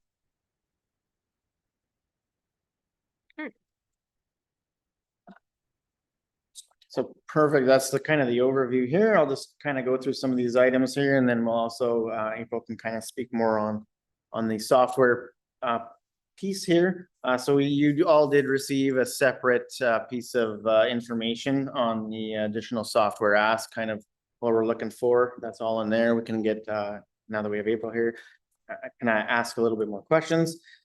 So under here, salaries. So prior to this, we had a human resources manager. We now have a director of human resources. So these are grid reflections to recognize position change. Excuse me, sorry. Also decrease in overtime, simply the fact directors don't receive overtime. So that's just reflective of one employee. For the employee awards, sat down here. So prior employee rewards, really we're just budgeting for plaques and kind of that, those items. We just updated a little bit because according to the policy, depending on your years of service, there is a little bit of compensation for staff, depending on how long you've done that. So this is kind of just an increase to reflect that. Along with a plaque, there's a little bit of compensation that employees are entitled to after a number of years of service, usually 5, 10, 15, and 20-year awards. The big decrease here you see in professional services. So in 2025, we knew of 2 big legal cases that we were dealing with. And so we increased the budget appropriate. Knock on wood, we're not going to see this kind of thing going forward. And so we've decreased that. The reason that we chose professional services for human resources, simply for it's a dual catch. The human resources person can either, either requires legal assistant and or the other part is we'll bring in a consultant to assist with some type of human resource development. This also includes like investigations, like external investigators on as well. So that's something that was also encompassed in professional services. And then, yeah, the only other change here is the software piece. So I'll just let April kind of. Okay, so do you just want me to get into the software or do you have any questions before we get to the software question? Why don't we do this before we get to the software? Because then we'll just get the, I'm gonna point out now too, that a big one was the employee recruitment. We hopefully don't need to have quite that much. So I think we could definitely decrease that one. The big reason that was in there was because there was high turnover at like director and up level, and that Okay. created a lot of relocation costs. so we had 33, so what we had for 2025 and now it's 33,000. So what is our Like, estimate? So I mean, you can do that. Depends on, we always hope that we're stable. Yeah. That's always the hope. I think some of those costs though on the employee recruitment, when we were doing this, kind of looking at it, we'd love to kind of reduce it maybe 5, 6 to kind of help offset the software. Because a lot of these employee recruitment costs, I think we can reduce a little bit, should we be able to purchase this and kind of get this implemented, because it kind of streamlines the process, part of that process to help bring those costs down. Okay, so in 2025, out of that 33, it was 18,000 was an employee accommodations. And I understand it's nice to have some budget for that. But those are types of things, in my opinion, and council may differ from me, that if we have an issue, like we said, we always hope for the best, that we're not going to have massive turnover. But if we do, or we have to recruit for a director position that does require relocation, or I would hope that then, in my opinion, come back and say, hey, we have an ask and this is what that is for, because it's like we all are looking at the numbers in front of us and trying to make things work. So I don't, if we can move it down, not knowing that it's gone forever, this isn't like the cut it and it never comes back. It's what do we actually need? And that's kind of what I'm looking for, I think what council is looking for, what that number is. Yep. So I don't know what that is. Is that half of this? Is that 10 grand? Is that, what is the best guess is what I'm looking for. For 0. Yeah, or 0. For the recruitment? No turnover. No turnover, but pardon? Yeah. For the recruitment, I think just based on there, I think historically we've been sitting, before we added accommodations, we were sitting at around 20 to 25. It'd be any leery to go probably less than that. We Okay. did run into issues, I'd say 6 or 7 years ago, where our costs were typically kind of right around that mark. Okay, so we're thinking approximately 20. And the only other thing I would like to point out as well is what on our health and safety, travel and training, we had added 2,000, but that should be going to the HR travel and training, not to health and safety travel and training. The plan for that would be something that now that we have we would like some university courses, which roughly about 3 per year. So that works out to be a certain amount. And then including books and then conference and also including professional memberships. Okay, and then my other question, because I have asked this every year and I probably should just write down the answer and try and remember it. Employee awards, or health spending. It's 10, we spent 5. Are we spending 5 in the next 1.3 months? So this one covers our, call that Our the health spending account, health spending account. Like cost plus plan or, like our lifestyle and health spending account. okay, So we have the 250 per person for the lifestyle and health spending. So again, this is, some years it's 10, some years it's 15.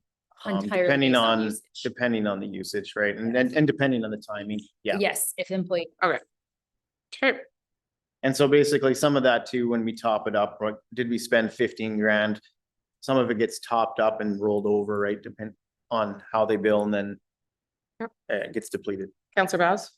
I'm just wondering, so for employee awards, you were saying that it's kind of based on, you know, you can have 10 years, 5, 10, 15, 20, depending on, wouldn't we able to do a, as opposed to just doing a 5,000, if we know that next year we've got, say, I'm just going to go big here, say we've got 10, 20-year employee, we're going to blow that 5,000, but we'd know that in advance because they've been here for 20 years already. Wouldn't we kind of, shouldn't that number maybe fluctuate every year?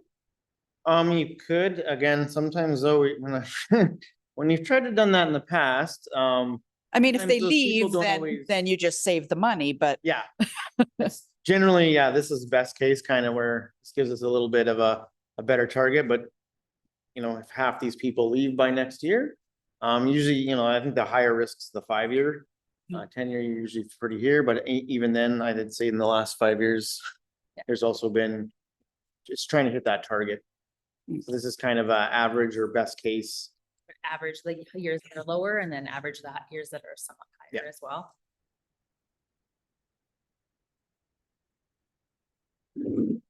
Okay, I think if you want to launch into your software proposition, that's all I've got for now.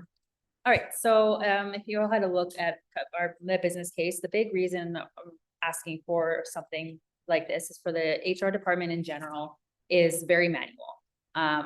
It's everything is in spreadsheets and PDFs, Outlook, the recruitment process is all through Outlook typically. So a great example would be the recruitment process and continuity to it as well. Whoever's in these seats, there has been historically turnover in the HR department. Not saying it's going to happen, but just saying that is historically what we've seen. So based on that, everybody comes in, some things can get missed. Sometimes we also have very robust cybersecurity. Sometimes we miss applicants completely because they're stuck in quarantine for a week.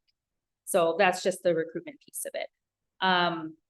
It also would help to minimize any errors in general employee data. So instead of having people handwriting, you can't read their handwriting, it's all typed in. So their whole onboarding process would be online. They would input everything on there, minimizing errors based on how many people it passes through. Because typically for someone starts, they will come on, they'll enter all their information. Like right now, they would come in, they would give their paper to one employee, which would pass to another employee and then possibly get scanned. And then sometimes people can't read writing. You know, there are definitely inefficiencies just in that process alone. So sometimes you can't read a SIN number, you can't read a name, a birthday, or those kind of things. So that's just, this would help. Something would also help with minimizing those errors in employee turnover. It would also help to enhance just in general efficiencies for managers and staff when completing their performance reviews annually. This would help with consistency, so this is happening on time. Right now, currently, this process is through now a spreadsheet, just based on the dates. We have to go there and send emails to every employee, every manager, along with the forms and the attachments, and then send reminders like that. Sometimes it gets missed if someone's away. Or again, if there was turnover, we didn't know where they left off. So let's say somebody left in the KHR role, then they don't know where left off, who was done and who wasn't done. Just in general, it's kind of, the process is not super efficient. It is not impossible, but it is not the most efficient process. This would help new employees that would have, it's consistent orientations across the board. So this would help with compliance in general. So that would help with health and safety training, any kind of training that needs to happen during the onboarding process. No steps would be missed. This would also provide a consistent location for all employee documents, policies, and all those kind of storage requirements to help with compliance as well. That way, if people we can track who is seeing what policy. We send out a policy, we assume you see it, and you kind of just hope for the best. Whereas if the new systems, it would all be stored in there. It would get sent out as a link to employees. They have to read it, sign off on it, or if they don't read it, that's fine. But either way, they signed off on it. So it looks like they've seen it. So that just helps with the general compliance. This also would help to enhance our ability to pull reports in relation to employee turnover, years of service, headcount, with much more ease than it is currently right now. We don't have a good process for tracking any of those things. That would be very useful come budget time. Understanding turnover, understanding these pieces would be very helpful. But we don't have a very consistent process of being able to do that.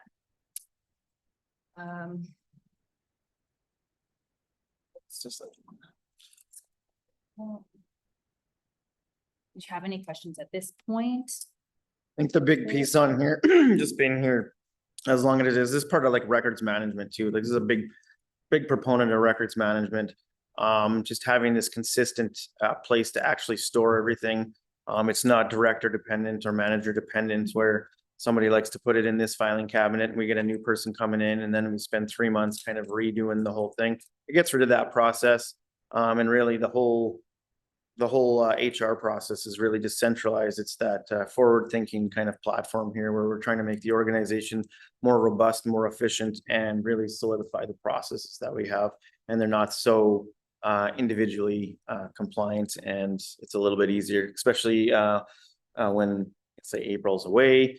It's easy enough for the next person to kind of just slip in there and take over while there's a vacation, sick, or whatever else, and we can continue the process.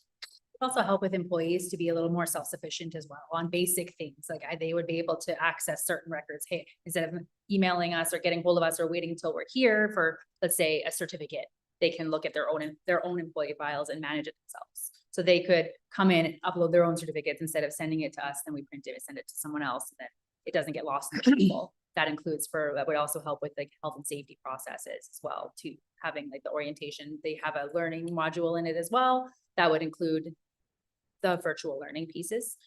So it's it would be much more streamlined just in general, and more ease for all of our managers, all of our employees as well. It's a lot of self-service stuff. They'd be able to figure out things even if no one is here. They don't have to call me and I'm on vacation, and they can find their certificates. It's very basic stuff, but very helpful. Counselor Bowles? I'm just wondering, is this system, are you looking at a whole new system, or is this going to roll in with a payroll system? You know, when you've got we all know what yearly licensing and all of that. If the two were combined, literally you hire a person, and when we talk about data entry, all that information would just roll right through. So this is, it is a separate piece of software. So the financial piece of software that we have basically can handle payroll. Now this can handle payroll. However, we're not choosing to add that in because we're going to use this other one. This more specifically what we've priced out is just the human resources portion of what the actual entire software is capable of. So does it really tie in? There's no, because we're not processing payroll through it. This is really more of records management and human resources workflow versus actual payroll or any of that financial stuff. Correct, yeah. And then HR portion. Yes. Yeah, and then in the new upgrade that we do have, it is strictly just payroll. There is no human resource module in that. So that's why we kind of looked at this kind of piece Okay. as a add-on. Okay, anything further? For HR? Are you doing health and safety as well? Yep. Okay, perfect.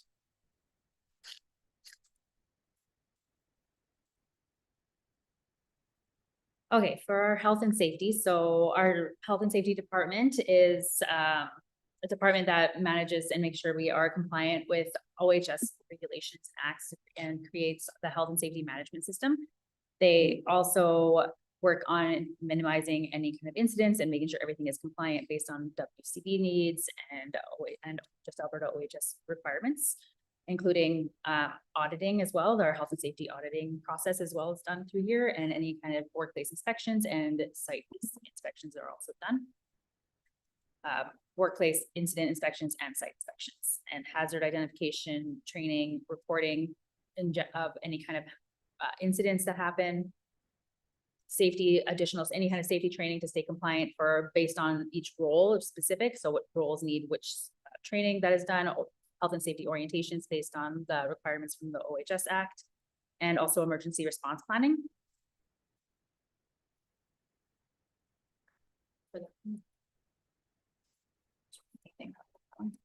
No, so some of the adjustments we made, so you see that overtime there. So, I think I talked about this last year, but for the new people too. So we do have a piece of software for the health and safety. We have, been beefing that up and kind of moving that ball forward. Actually, it's coming along quite nicely. But we do want to finish it off. So this project's kind of been ongoing for about 4 or 5 years.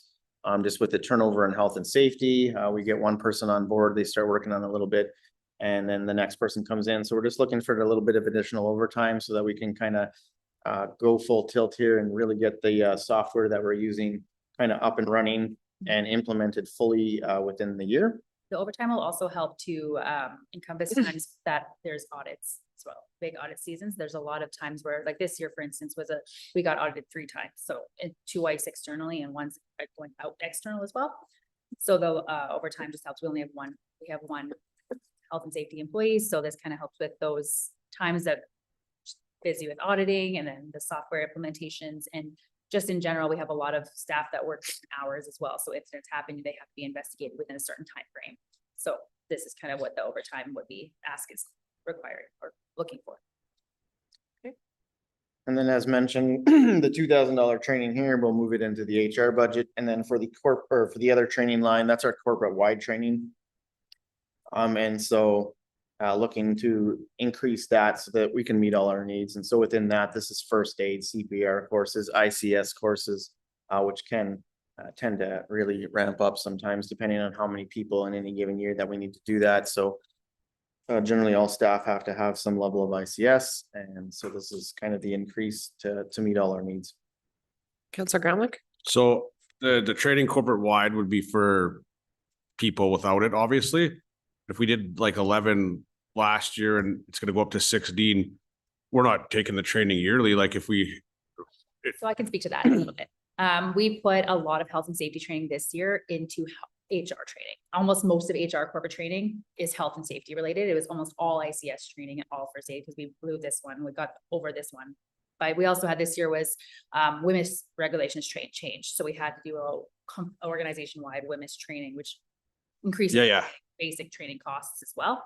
But that's why that ask is to move it so that all of our ICS stuff isn't sitting in HR. It's moved into health and safety. Okay, and then so we're not caught So up. we are looking at our corporate training and HR was looking to get decreased. So that moving that basically into health and safety, just so that it's all in the accurate department. Okay, thank you. Yeah. So I'll follow that up. Alex, yes, sorry. I think further to what you were gonna ask, Councilor Gramlich, once you have some of the training, you have it. Yeah. But, you know, a lot of the training is mandatory for our newer hires, part-time staff that have a bit more of a turnover. And then some of the higher end training would be for our longer term staff, the higher levels of ICS and stuff like that. So I think to answer your question, you don't have to retake it every year, but the reason for the ask of the increase is we don't have a lot of our senior staff trained to a higher level of some of these things, which we did have 5-6 years ago. So we're working on that. And then the newer staff that have a bit more turnover take the easier courses more often. Yeah, no, it makes sense. And April mentioned you're moving money to the right department. I just thought, oh, we spent 11 last year and this year it's going to be a bit more because we had 4 new hires. I got it now. I just wanted to make sure we were speaking on the same language. Thank you. I have a follow-up to that. So the actuals year to date for training for HR in the HR detail were 13,891 on a budget of 9,000. And we put a budget on 9,000 again. So just confirming that, so we spent 11,109 in health and safety and 13,891 in HR. So I'm at 25 grand. So now I'm budgeting 9 and 16, which is that 25 grand. So there is no reduction Yeah, in, sorry, that was, I'm just confirming that 25 is the right number. 25 should meet our needs, yeah. yes. So, okay, so we should be 16 and 9 and split that way.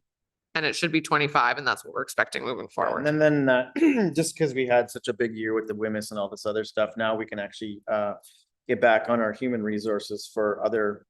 So we usually do like customer service training or those kind of things where Communications training, respect in the workplace. Yeah, training, those so kind of pieces those are things for the are- corporate training for HR piece. So instead of having to supplement the budget to get through the 1 year, I think. So yes, our 11,109 in health and safety was health and safety training. And then we spent the 13,891 in human resources for more health and safety stuff. A big chunk of that, yeah. Okay. Any further questions for, oh, IT licensing, I had a question on that. So there was the IT licensing program that forever we talked about was underused. And we're asking for an additional budget of 2,000. I just want to make sure that that isn't just to purchase seats for hopes and dreams, but to purchase seats we actually need. In fact, that's probably under optimistic, because currently right now we've already got 9,749, so that we've already added the licenses. I'm going to leave it on here because we want to streamline exactly right down to the bare minimum of how many licenses we actually need. This is a full staff rollout. However, I don't want to buy 150 licenses. Correct. If we can come up with a different solution, so we'll figure out exactly where we're going to end up on that. But this does reflect. That's what I wanted to ensure is that it reflect the actual license usage, because we've had it before where we're like, this is our hopes and dreams of everyone hopping on this software versus. Licenses as we kind of maneuvering. Yep.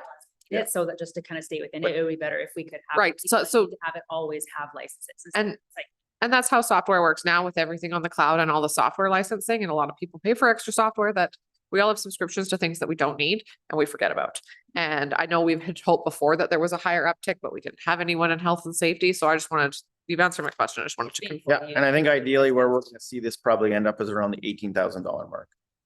When we're fully rolled out and all staff, all the appropriate level staff have that. So we do have quite a bit of movement to go, but we'll see how we get there. Okay, anything further for health and safety? Okay. That's it. And then council budget, is that the Yeah, last if one? you'd like to move to that. Let's do that and then I think that would be the last one for the day.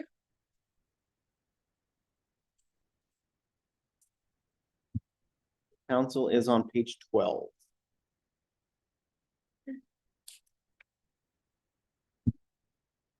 So just a note there on the FTE for council members in 2025, I actually had 5 members, not 6. So that's kind of the big change there. And on exactly what we moved. So again, this is off of no direction from council. This was administration's best guess. I've kind of laid down exactly what you guys have in yours, just so you're kind of better informed as to actually what's in your budget. And kind of leave it up to you as exactly, you know, kind of what you guys' plans and needs and wants are. So yeah, computer devices, we run that Every 4 years. every 4 years. And then the salaries, hourly wages and benefits are just a reflection of the new council compensation policy that was passed. Yeah. Expenses there. My question is about the public member honorarium. Can this not move to planning and development? Because if it's So I MPC thought and about that and SDAB, I've hummed and hawed. However, the two things that are actually covered under here are SDAB and MPC, which technically are both council appointed boards. but we appoint lots of people on boards. Yeah, so really I should be moving more and more on there. This is kind of like a, Yeah, I feel like, so for me, Did I wanna it's- move it's to planning small, but I feel development? like planning and development makes more sense because it is a planning and MPC and SDAB are those Correct. functions. MPC is, SDAB is not. Then it- SDAB polices the planning and development. Ashley, okay, so well, then it really shouldn't be under council though, because we actually don't appoint SDAB anymore. Ashley, sorry, let me get you there.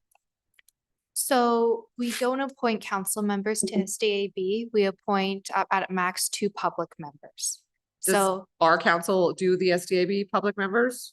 yeah, you appoint the public members to represent the town on the board, Sure. but council members do not sit on the board. Right, and council members sit on MPC, but we also appoint public members. I'm just saying Yes. SDAB and MPC are generally planning concerns, and while we may appoint Yes, public members. SDAB is a planning like, yes, it is related to planning, but for SDAB, it should be like a separate thing. Like I don't know if I'm gonna explain it right, but it's more of it would be more administration versus like the planning, because you're more coordinating the hearings, being at the appeal. You're like Roland mentioned, you're policing planning in a way because it's an appeal board. So it's not really tied to planning. So like no members from. There's no planning. Sure, budget it's- implication. I can throw this. It's fine. It The was just- philosophy behind this is simply just because it was a council appointed board. That's historically where it was kept, right? That's- Yeah, that's I don't, really- I'll put it wherever. yeah, It's fine there, Counselor Gromnick. I think too, Roland, you do have a better memory than I do.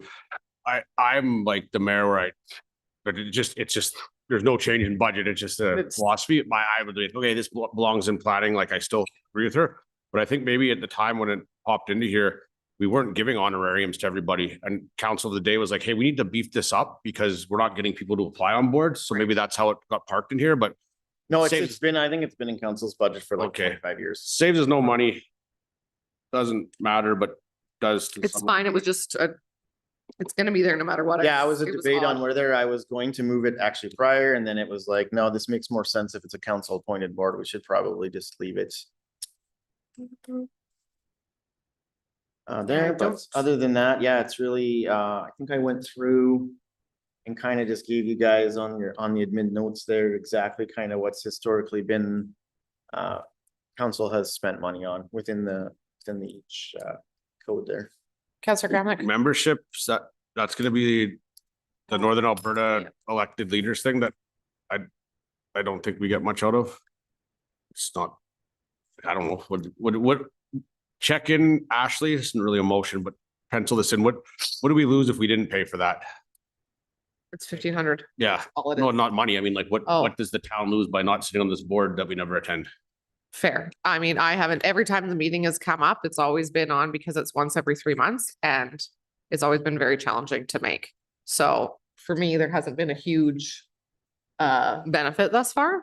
Yeah, you need to belong to AM and FCM regardless. Well, I personally think so, AM Yes. for sure, but that one I don't know. There might be a good reason, but I've been on here for 8 years and I've never, it doesn't Can- do a lot for me, but Let's put a pin in that on, council can discuss, evaluate pros and cons of that, because it's just something to look at.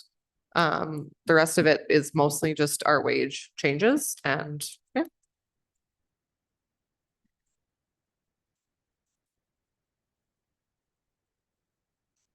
Okay, anything on, oh, sorry, Counselor Bows. Just, and maybe I'm just confused, very well be. When you'd sent out the email earlier, Frankie, and you kind of had the council wage calculation, So I did it wrong. So that was on me. So I'd sent out the council wage calculation. What it is this is per the policy. So I had done a meeting calculation and I'd used the wrong number of meetings. So before, we used to get paid, before the council compensation policy in previous terms, you were paid $250 per council meeting. okay, And the council compensation policy changed on the October 14th meeting of council, where instead of being paid by council meeting, it got all rolled in. okay, So when I was looking at this earlier today and I did my estimates, I used the wrong number of meetings okay. because Because I'm looking at this and I'm going, okay, well, I can go with Correct. being this, but then I'm going, well, isn't the So no, these 60 are- grand part of the My 173? math, yeah, my math didn't math there. I used the wrong number of meetings to estimate what should move over from meeting wages and then Okay, pulled up the council compensation policy, and this is exactly what we had voted on. Okay. But okay, yeah, then I have no just- questions for you guys. I'm just gonna argue. Yeah, with no, this is Frankie. me. Because it's there, I counted up the number of regular meetings and I was like, the math doesn't math, but what there was a budget for is special meetings because you are paid by special meetings at that same rate. So there was an estimate of the number of special meetings, da, da, da, da, da. So Okay. that's where that one's on me. I'm just gonna cross that out then. Yep, that one's on me. So that's per the council compensation policy. The hourly wages is an estimate based on, our committee meetings. Committee and- meetings, yeah. and what that looks like. And that obviously varies based on attendance. The reason why it's increased is because we have more people. And we'll see Bring them where back that, in line, yeah. there were 5 of us trying to do all the community meetings before. So hopefully, we'll see where that shakes out this year, depending on what that looks like, I think. Any other questions on council budget? Okay, All good? and that is it, for budget meeting 1. Ashley? We're just gonna move on to question period and state of the lake still. If we're Yes. Done with budget discussions. Yes, budget discussions, we're gonna have. There's no questions. We're gonna have a motion to accept the discussion as information, potentially. Sure. So, and just for council's information here, I will be bringing back an operating budget for you guys to pass next week. We do have to have an operating interim? budget. Yeah, we Okay, call it the interim.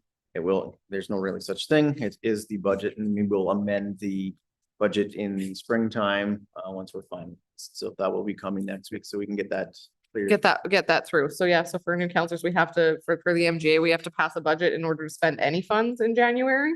And considering we have payroll and trying to keep the lights on, that is important. We don't- They'll let us go a month. We don't pass. it. Yeah, she won't work for no paycheck, for no paycheck either. So we'll pass that next week. And then after we do our discussion in January, the whole day, our intention is to have this wrapped up before the end of January, I would hope. So that we can move along with everything. So Counselor Chova, I'd like to make motion to accept the discussion. budget discussions as information. Okay, so we just have a motion to close that section. Any further discussion? All the question was in favor. And that is carried. Next, we have.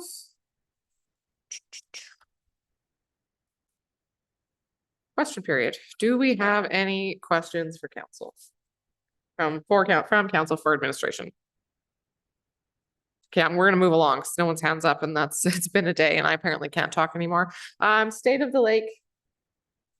Anything? Nothing. Fantastic. For people that are tired, we could make a motion to adjourn. Counselor Choba. I'd like to make a motion to adjourn. All right, motion on the floor. Any further discussion? All the question, those in favor? That one is carried and that's it.